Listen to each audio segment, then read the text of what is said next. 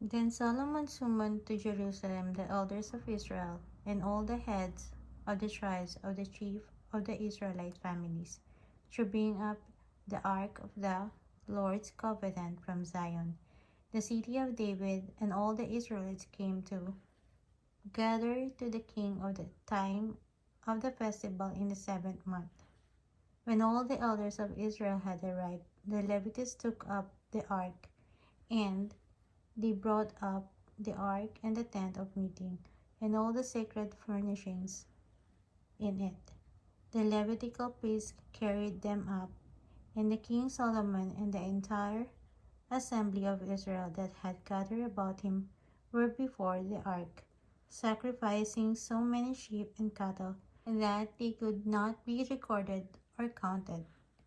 The priests then brought the ark of the Lord's covenant to its place in the inner sanctuary of the temple, the most holy place, and put it beneath the wings of the cherubim. The cherubim spread their wings over the place of the ark and covered the ark of its carrying poles. These poles were so long that their ends extending from the ark could be seen from in front of the inner sanctuary, but not from the outside the holy place, and they are still there today. There was nothing in the ark except the 2 tablets that Moses had placed in it at Horeb, where the Lord made a covenant with the Israelites after they came out of Egypt. The priests then withdrew from the holy place. All the priests who were there had consecrated themselves regardless of their division of all the Levites who were musicians. Asaph, Heman, Jeduthun, and their sons and the relative stood on the east side of the altar, dressed in the fine linen and playing cymbals, harps, and lyres. They were accompanied by 120 priests surrounding trumpets.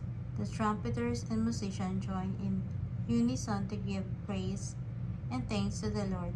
Accompanied by trumpets, cymbals, and other instruments, the singers raised their voice in praise to the Lord and sang, "He is good, his love endures forever." Then the temple of the Lord was filled with the cloud, and the priests could not perform their service because of the cloud, for the glory of the Lord filled the temple of God.